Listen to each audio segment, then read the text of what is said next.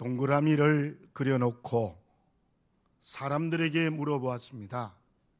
이것이 무엇으로 보이느냐? 그랬더니 물론 많은 사람들은 동그랗게 보인다, 그렇게 말을 했습니다. 근데 어떤 사람은 그것을 보고 배가 고팠든지 빵으로 보인다, 그렇게 말하는 사람도 있었고, 어떤 사람은 이 문고리로 보인다, 그렇게 말하는 사람들도 있었습니다. 어떤 사람은 사람의 얼굴로 보인다라는 사람도 있었고, 심지어 어떤 사람은 동전처럼 보인다라고 말하는 사람도 있었습니다. 똑같은 동그라미를 보고 각자 보고 있는 시각이 다 다릅니다. 지금 북한이 핵실험을 하고 미사일을 쏘아 올렸습니다. 그래서 우리나라는 강경책으로 개성공단을 폐쇄했습니다.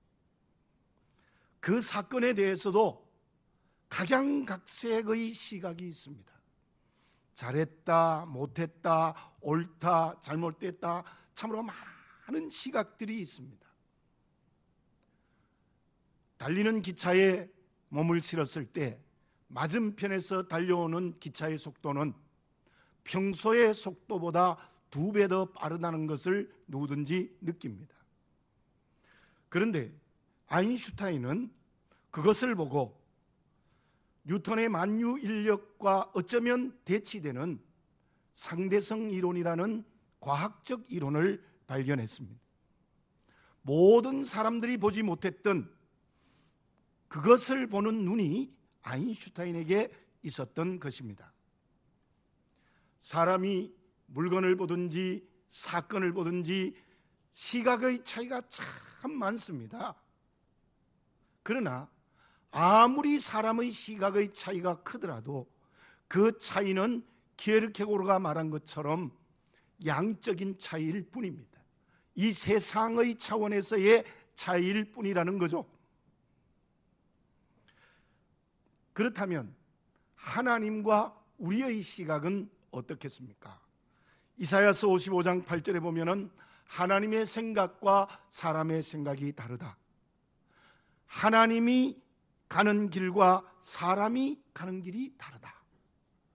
그때 하나님의 시각과 사람의 시각이 다른 것은 질적인 차이입니다. 도저히 넘나들 수 없는, 도저히 함께할 수 없는 그런 차이라는 것입니다. 오늘 본문의 말씀 1절 하반절에 이런 말씀이 있습니다. 내가 그의 아들 중에서 한 왕을 보았느니라.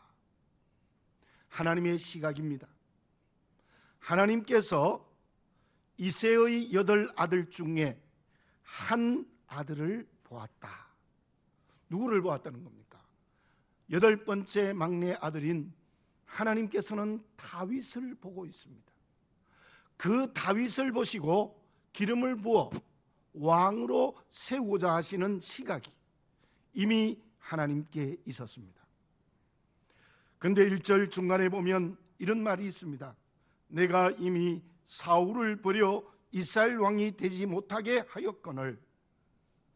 하나님의 시각은 이미 사울 왕을 왕으로 계속하는 것을 버리셨습니다.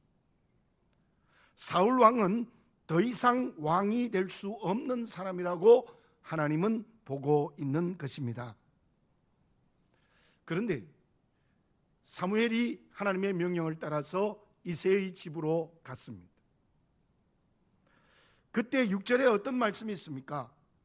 이제 이새의 7 아들이 올 때에 사무엘이 엘리압을 보고 마음에 이르기를 여호와의 기름 부으실 자가 과연 주님 앞에 있도다 하였더니, 이 사무엘이 얼마나 영적으로 살아있는 사람입니까? 그런데 이 사무엘이 엘리압을 보고 하나님의 기름 부으실 자라는 시각을 가졌던 거예요. 그때 하나님께서 7절에서 무엇이라고 말씀하셨습니까? 그 사람은 내가 보는 왕의 제목이 아니야. 그렇게 하나님께서 말씀을 하셨는데, 8절, 9절, 10절을 읽어보면 7 아들이 모두 사무엘 앞을 지날 때에 사무엘은 이 사람인가 이 사람인가 생각하지만 하나님은 모두가 아니라고 말씀하셨습니다. 하나님이 보시는 시각과 믿음이 적고 영적으로 살아있고 성령 충만한 사무엘이 보는 시각도 달랐습니다. 그렇다면 우리가 이 말씀을 통해서 무엇을 볼 수 있는가 하면 하나님이 보시는 시각과 사람이 보는 시각은 질적으로 차이가 있다는 것입니다. 그렇다면 하나님을 아버지라고 부르는 우리들은 어떻게 해야 하겠습니까?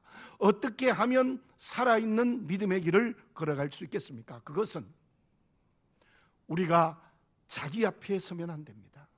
사람 앞에 서면 안 됩니다. 세상 앞에 서서도 안 됩니다.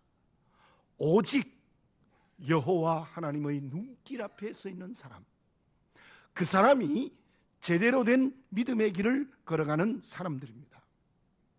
우리 주님께서 왜 무식한 베드로를 제자로 택하셨을까요? 왜 유식한 바울을 사도로 택하셨습니까? 동족으로부터 손가락질 받는 세리마태를 왜 제자로 삼으셨습니까? 왜 가룟 유다는 버리셨습니까? 왜 아나니아와 삽비라는 하나님께서 버리셨습니까? 물론 그것은 하나님의 절대적인 은혜의 눈길이라고 볼 수 있습니다. 그러나 또 한 가지 중요한 것은 베드로나 바울이나 마태는 주님 앞에 서 있었습니다. 예수님의 눈길 앞에 서 있었다는 것입니다. 그러나 가룟 유다나 아나니아와 삽비라는 물질 앞에 서 있었습니다. 돈 앞에 서 있었던 거예요. 그래서 주님의 버리심을 받았습니다. 사도행전 23장 22절에 보면 바울의 설교 중에 이런 말씀이 있습니다. 내가 이새의 아들 다윗을 만나니 내 마음에 맞는 사람이라 내 뜻을 다 이루리라. 하나님께서 다윗을 보실 때에 내 마음에 맞는 사람이어서 하나님의 뜻을 다 이루게 하겠다. 왜 그랬습니까? 다윗은 하나님의 눈길 앞에 서 있는 사람입니다. 주님의 뜻 앞에 서 있는 사람입니다. 그래서 그는 하나님의 마음에 맞는 사람이 되었고 하나님의 쓰임을 받을 수 있었다는 것입니다. 저와 여러분, 지금 무엇 앞에, 누구 앞에 서 있습니까? 잘못된 자리에 서 있으면 그리스도의 길을 걸어갈 수 없습니다. 주님 앞에, 하나님의 눈길 앞에 서시기를 바라겠습니다. 성령이 충만하다는 것은 신비한 경험을 할 수도 있고 말씀대로 살아가는 길이 될 수도 있지만 또 한 가지는 성령이 정말 충만하다는 것은 하나님의 눈길 앞에 서는 겁니다. 사람의 눈은 두렵죠. 하나님은 보이지 않으니까 두렵지 않아요. 세상은 두려워요. 하나님의 눈은 두렵지 않아요. 거기에서 우리들은 잘못된 길을 걸어가는 것입니다. 우리 모두 오늘 이 시간 언제나 하나님의 눈길 앞에 서시기를 바라겠습니다. 그때 하나님이 보시는 다윗과 같은 사람이 되게 하시고 그 사람을 하나님이 귀하게 쓰시는 역사가 일어나게 될 줄로 믿습니다. 그러면 하나님의 쓰임받기 위하여 살아있는 그리스도인이 되기 위하여 다른 것 앞에 서지 않고 하나님 앞에 서 있는 사람은 어떤 사람입니까? 캐나다에서 이런 일이 있었습니다. 브리티시 콜롬비아에 새로운 감옥을 짓게 되어졌는데 그로 말미암아 수백 년 동안 죄수를 수용했던 포트 알칸 감옥을 헐게 되어졌어요. 그런데 죄수들이 그 벽을 헐게 되어졌는데 너무나도 쉽게 무너지는 겁니다.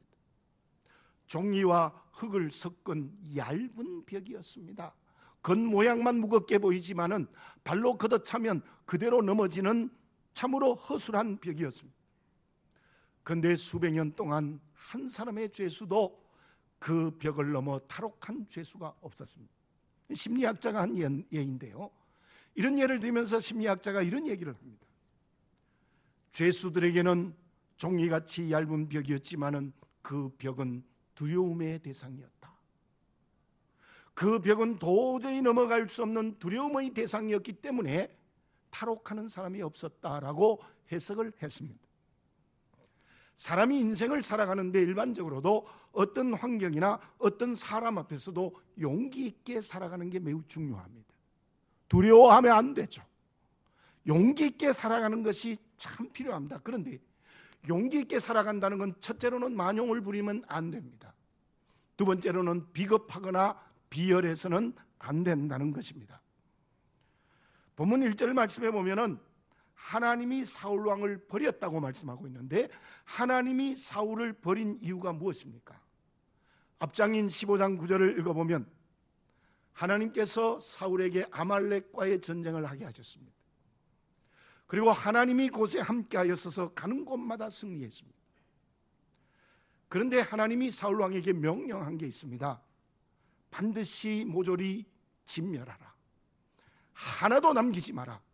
그렇게 명령하셨는데 사울 왕은 전쟁에 이기면서 어떻게 했습니까? 좋은 것은 전부 남겨두고 나쁜 것만 진멸했어요.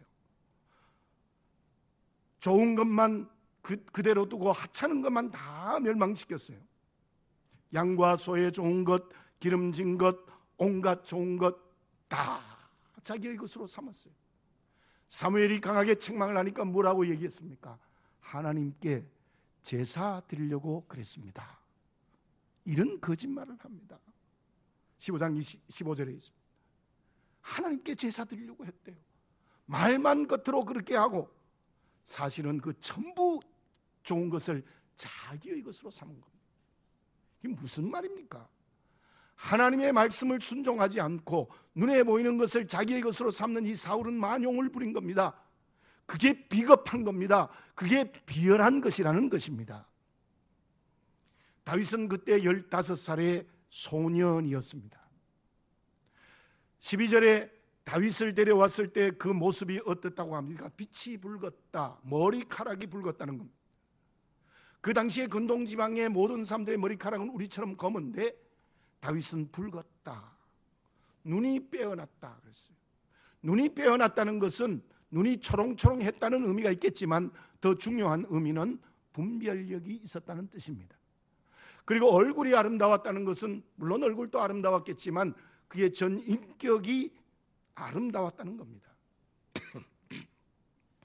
여기에서 다윗이 머리카락이 붉었다, 눈이 빼어났다, 얼굴이 아름답다는 것은 먼저 중요한 의미는 보통 사람과 구별되어졌다는 의미입니다. 그런데 그 구별되었다는 뜻이 무엇입니까? 15살의 소년 다윗은 용기 있는 사람이었습니다. 용기 있는 사람이었습니다. 6절 7절에 나오는 엘리압에 대해서 왕의 제목이 되지 못했던 것을 하나님이 뭐라고 말씀하고 계시는 것입니까? 7절을 제가 읽어보겠습니다. 여호와께서 사무엘에게 이르시되 그의 용모와 키를 보지 말라. 내가 이미 그를 버렸노라. 내가 보는 것은 사람과 같지 아니하니 사람은 외모를 보거니와 나 여호와는 중심을 보느니라 하시니라. 사람들은 다 외모를 보지만 나는 중심을 본다 그랬어요. 다윗의 중심이 무엇입니까? 용기 있는 사람입니다. 7 아들에 대해서는 나타나지는 않지만 그 마음의 중심이 용기 있는 사람이 아니었다는 것입니다. 사랑하는 교우 여러분들, 하나님의 쓰임받아야 되지 않겠습니까? 살아있는 그리스도인으로 한 번뿐인 인생의 걸음을 걸어야 되지 않겠습니까? 그러기 위해서는 우리의 마음이 여호수아처럼 강하고 담대한 용기 있는 사람, 다윗과 같은 용기 있는 사람이 되어야 됩니다. 그 용기가 무엇일까요? 저는 이 말씀을 묵상하다가 베드로전서 2장 9절이 생각났습니다. 우리를 보고 무엇이라고 말씀하셨습니까? 왕같은 제사장이라. 왕같은 제사장이라. 그리스도인은 병사가 아닙니다. 신하가 아닙니다. 왕같은 제사장이라. 무슨 말씀입니까?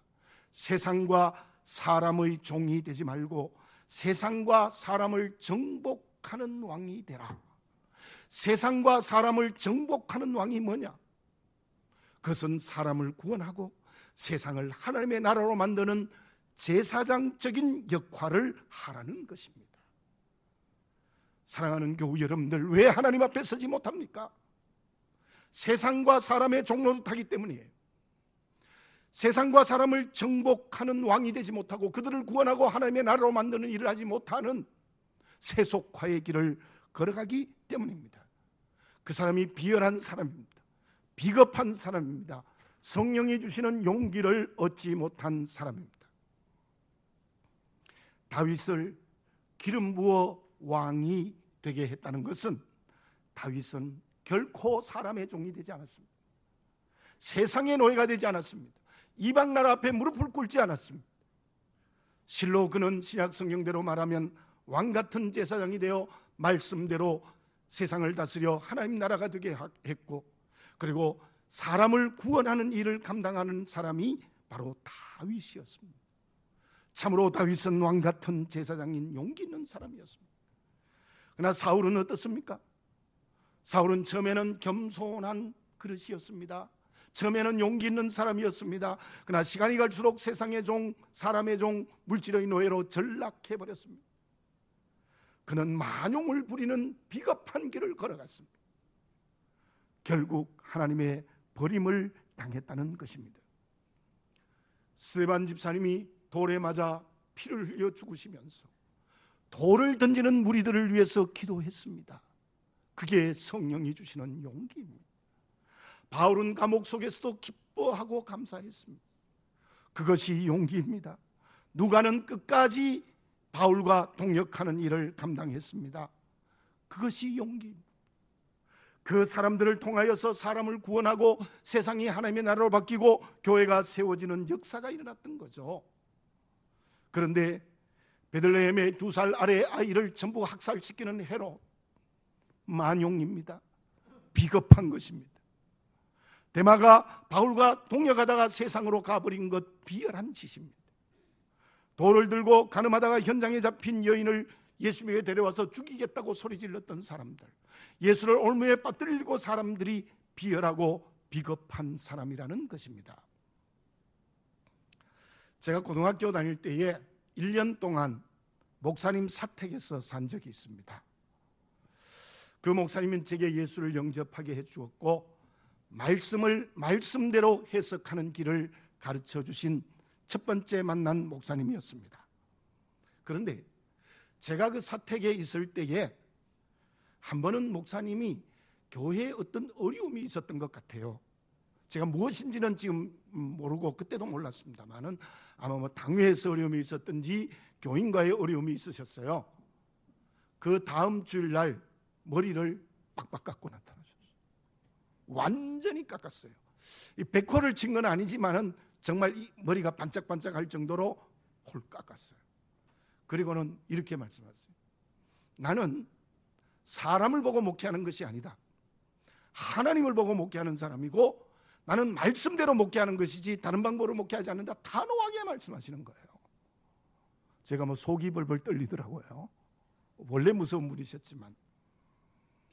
그리고 제가 한참 여러 해 후에 이제 신학을 할 때 목사님을 찾아 인사를 드리러 갔더니 목사님 제게 이런 얘기를 하셨어요. 김전도사 잘하고 있지? 예, 열심히 하고 있습니다. 내가 김전도사에게 하나 얘기할 것이 있다. 말씀하십시오. 내가 한번 교회에서 머리를 깎은 적이 있지? 예, 그때 기억납니다. 그랬더니 목사님이 이렇게 말씀하신 거예요. 그때 내가 옳았다 할지라도 내가 평생을 목회하면서 그 머리 깎은 걸 가장 후회한다는 거예요. 내가 옳았다 할지라도 목사가 교회의 덕을 이루어야 되지 내 교만과 만용이었다. 그렇게 말씀해서 이렇게 부탁해요. 김전도사가 목회할 때는 절대로 머리 깎지 말라. 저 머리 안 깎았습니다. 예, 누가 용기 있는 사람이겠습니까? 용기 있는 사람의 가장 첫 번째로는 하나님 앞에 겸손한 덕을 가진 사람입니다. 하나님 앞에는 전인격적인 무릎을 꿇는 거예요.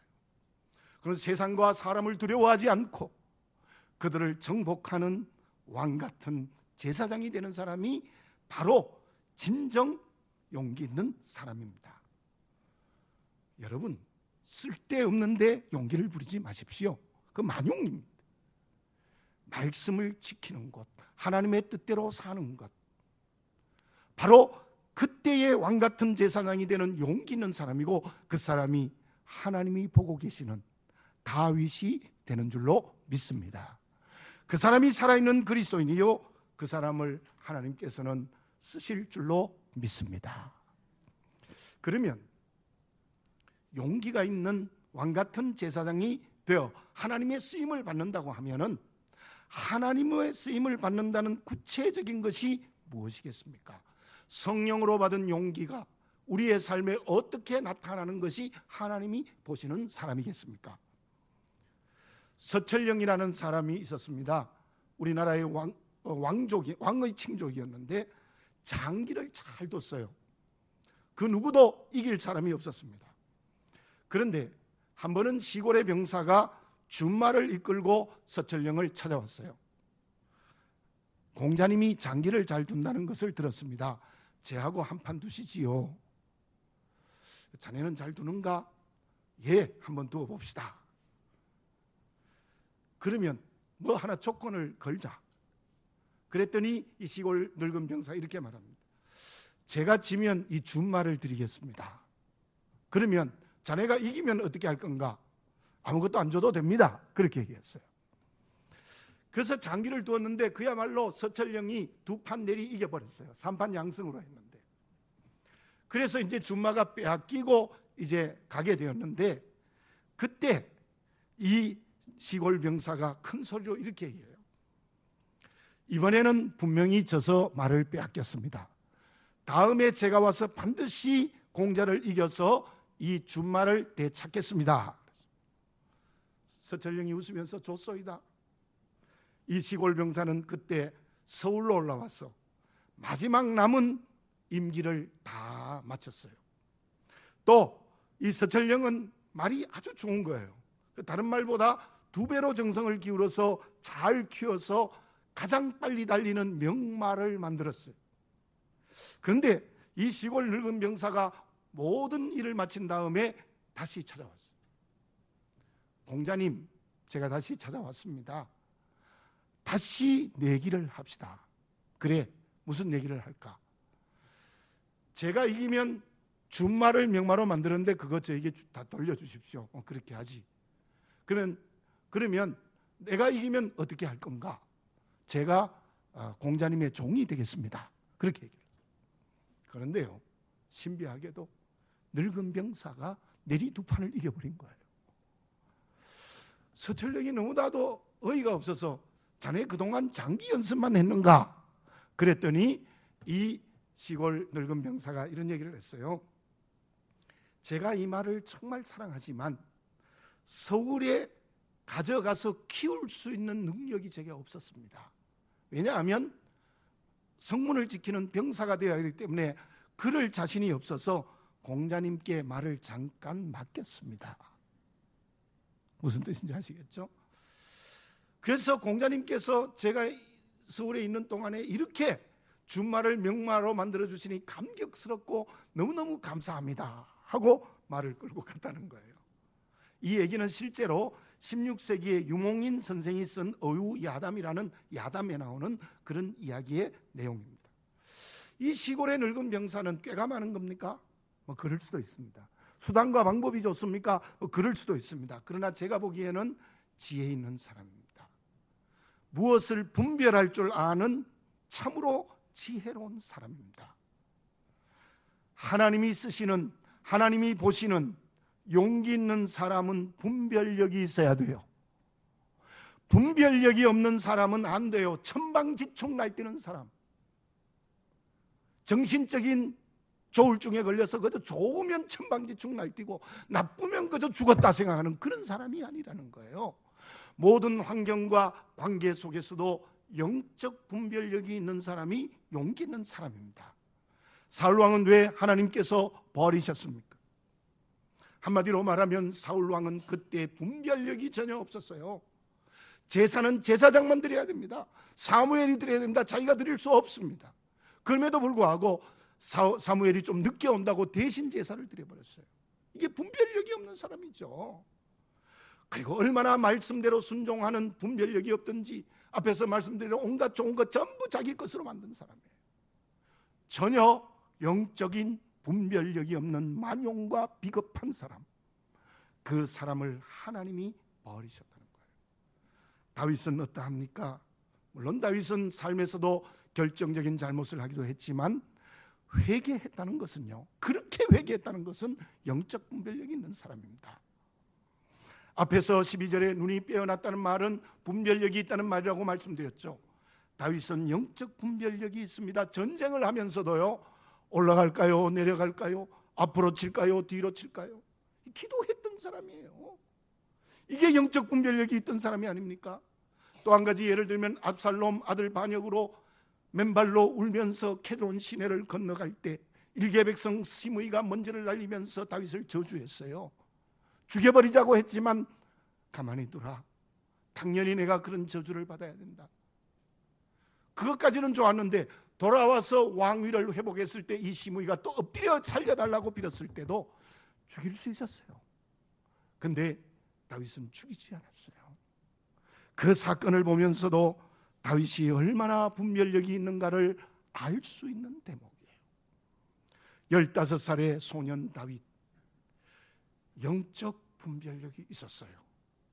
그 분별력이 구체적으로 무엇일까요? 제가 11절을 봉독해 드리겠습니다. 또 사무엘이 이새에게 이르되 내 아들들이 다 여기 있느냐? 이새가 이르되 아직 막내가 남았는데 그는 양을 지키나이다. 사무엘이 이새에게 이르되 사람을 보내어 그를 데려오라. 그가 여기 오기까지는 우리가 식사자리에 앉지 아니하겠노라. 자, 보세요. 7 아들은 지금 쉬는 시간이에요. 집에 다 있어요. 아마 식사할 때가 되었으니 조용히 쉬는 시간이었어요. 그런데 다윗은 무엇을 하고 있었습니까? 가장 힘들고 천한 목자로서 들에서 양을 지키고 있었습니다. 양을 지킨다는 것, 그것이 영적 분별력이 있는 다윗의 모습이에요. 시편 78편 70절 71절에 아사랴 시인데 이런 말씀이 있습니다. 또 그의 종 다윗을 택하시되 양의 우리에서 취하시며 젖 양을 지키는 중에서 그를 이끌어내사 그의 백성인 야곱 그 소유인 이스라엘을 기르게 하셨더니, 이 무슨 말씀입니까? 하나님께서 다윗을 인도하여 머리에 기름을 부어 왕을 세운 것은 양의 우리에서 취하였다. 젖 양을 지키는 중에 취하였다는 거예요. 다윗은 성실한 목자였습니다. 양을 책임지는 목자였습니다. 이리가 오면 백발백중 돌을 맞춰서 물리치는 정말 성실하고 충성스러운 목자였어요. 누가 영적인 분별력이 있는 그리스도인입니까? 오늘 내게 주어진 현실의 삶에 성실하고 책임성 있고 어려워도 끝까지 말씀대로 오늘의 삶을 사는 사람이 영적 분별력이 있는 사람이에요. 가정에서 주어진 위치를 제대로 감당하는 사람, 아버지로서 어머니로서 자식으로서 역할을 감당하고 교회에서 주어진 직분을 책임지는 사람, 더 중요한 것은 세상의 직업과 사업과 모든 일을 하면서 하나님이 주신 일인 줄 알고 성실하게 책임성 있게 그 일을 감당하는 사람, 그 사람이 왕같은 제사장이에요. 그 사람이 용기 있는 사람이에요. 그 사람을 하나님이 보시는 거예요.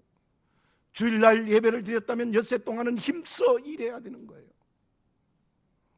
가정에서도 아버지, 어머니, 자식의 역할 못해요. 교회에서도 직분이 주어져도 책임을 감당하지 못해요. 세상의 직업과 사업을 주면은 그걸 하나님의 뜻대로 열심히 성실하게 책임성 있게 끈기 있게 감당하지 못해요. 그 사람은 분별력이 없는 사람입니다. 우리 모두 오늘 이 시간 영적 분별력을 성령으로 얻으시기를 바라겠습니다. 누가복음 16장에 보면 옳지 않은 청지기 비유가 있습니다. 그 16장 10절에 보면 이런 말씀이 있습니다. 지극히 작은 것에 충성된 자는 큰 것에 충성되고 지극히 작은 것에 불의한 자는 큰 것에도 불의하니라. 우리의 양을 잘 치니까 이 천한 목자를 왕으로 세우시는 하나님이세요. 작은 것에 의롭고 작은 것에 충성되니까 큰 일을 하나님이 주시는 거예요. 작은 것을 제대로 하지 못하고 작은 것에 충성하지 못하니 우리는 하나님의 버림을 받는 거예요. 예수님께서는 요한복음 5장 17절에서 이렇게 말하셨습니다. 아버지께서 일하시니 나도 일하신다. 지금도 하나님이 일하십니다. 지금도 나의 신랑이신 예수님이 일하고 계십니다. 우리 모두 우리의 삶의 자리에서 주어진 일에 성실하고 책임성 있고 끈기 있게 끝까지 어떤 고난이 있어도 주의 뜻대로 제대로 사용하고 그 일을 하는 영적 분별력이 있는 그리스도인이 되어져야 될 줄로 믿습니다. 그 사람이 용기 있는 사람입니다. 멋대로 천방지축 날뛰며 살아가는 사람, 그 사람은 비열한 사람입니다. 결과는 어떻게 되어졌습니까? 본문의 말씀 13절을 제가 읽어보겠습니다. 사무엘이 기름 뿔병을 가져다가 그의 형제 중에서 그에게 부었더니 이날 이후로 다윗이 여호와의 영에게 크게 감동되니라. 사무엘이 떠나서 라마로 가니라. 다윗에게 기름을 부었을 때 성령께 감동되었어요. 성령이 충만해졌어요. 여러분, 하나님이 사람을 쓰실 때 그냥 보내지 않습니다. 성령에 감동되게 하시고 성령께서 능력 주시서 당신의 쓰임받는 그릇이 되게 하신다는 것입니다. 저와 여러분, 정말 용기가 있다는 것은 무엇이겠습니까? 오늘 본문의 말씀에 나오는 다윗처럼 두려워할 것은 하나님밖에 없습니다. 이 세상과 사람을 두려워하지 말고 오직 하나님만 두려워하고 왕같은 제사장이 되는 용기 있는 사람이 될 때, 그리고 영적 분별력을 가지고 오늘 우리의 삶에 철저하게 현실의 삶을 하나님의 뜻대로 하나님의 말씀대로 책임성 있게 감당할 때 성령의 능력을 가득 주어서 우리의 일터를 통하여서 하나님의 거룩한 일을 하게 되는 역사가 일어나게 되는 줄로 믿습니다. 양날의 칼이라는 말이 있습니다. 그 말의 뜻은 어떤 사건이나 물건이 자기에게 이익이 될 수도 있고 해도 될 수 있다라는 말이 양날의 칼입니다. 저와 여러분에게 주어진 물질, 건강, 지식, 지위, 심지어 자녀들, 모든 것은 양날의 칼입니다. 그것들이 용기 있게 하나님의 말씀대로 사용되어지는 왕같은 제사장이 되면 우리에게 유익이 되어집니다. 그곳에 구원의 역사가 일어나고 하나님의 나라가 이루어지고 교회가 세워집니다. 그러나 그것을 자기 멋대로, 자기 욕심으로 사람의 눈치를 보면서 사울왕처럼 사용하면 그것이 나에게 결정적인 해가 된다는 사실을 기억하시기 바랍니다. 사랑하는 교우 여러분들, 이제 구정도 지났고 사순절이 시작이 되어졌습니다. 이 사순절에는 적극적인 의미의 가장 중요한 하나님 앞에 서야 될 것은 성령이 주시는 용기 있는 사람이 되는 겁니다. 용기 있는 사람이 되는 겁니다. 오늘 이 시간 우리 모두 성령이 주신 용기가 충만한, 성령 충만한 사람이 되어서, 그래서 하나님이 나를 보시고 다윗처럼 보시고 나를 쓰시는 하나님의 자녀, 주의 제자가 되는 길을 걸어가야 될 줄로 믿습니다. 기도드리겠습니다. 사랑하는 아버지 하나님, 감사합니다. 그냥 두었으면 죄로 죽었습니다. 십자가의 은혜로 구원하시고 이제 제자로 쓰임받게 되는 은혜를 저희들에게 허락하여 주십니다. 성령의 능력으로 증인이 되는 교회가 되기 위해서 우리는 이 말씀 순종하여 다윗처럼 되게 해 주시옵소서. 왕같은 제사장이 되어 세상을 정복하고 세상을 하나님의 나라로 만드는 구원의 역사를 일으키는 왕같은 제사장으로 용기 있게 하시고, 그것이 우리의 삶이 되어 직장과 사업과 가정과 교회의 모든 삶이 성실하고 책임성 있는 말씀대로 살아가는 분별력 있는 사람이 되게 해 주시옵소서. 그때 하나님께서는 내게 성령의 능력을 주셔서 주의 일을 하는 쓰임받는 그릇이 되게 하는 줄로 믿습니다. 주여, 나는 일곱 아들처럼 하나님이 보지 않는 사람이 되어 있습니까? 나는 다윗처럼 하나님이 보시는 주의 그릇이 되고 있습니까? 예수님의 이름으로 기도드립니다. 아멘.